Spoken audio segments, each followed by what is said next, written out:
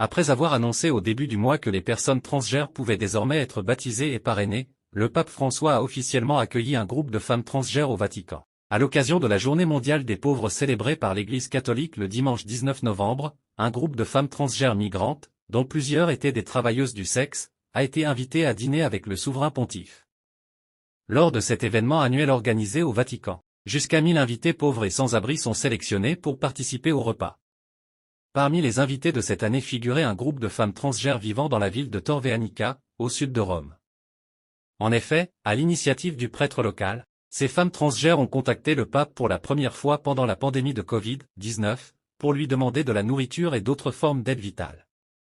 En plus de fournir de la nourriture et des produits d'hygiène, l'aumônier en chef du pape a veillé à ce que la communauté soit vaccinée par l'intermédiaire du Vatican, car elle n'avait pas le droit de recevoir des médicaments par l'intermédiaire de l'État italien en raison de son statut d'immigré.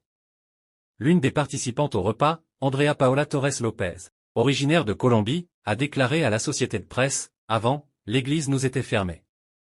Ils ne nous considéraient pas comme des personnes normales, ils nous voyaient comme le diable puis le pape François est arrivé et les portes de l'Église se sont ouvertes pour nous.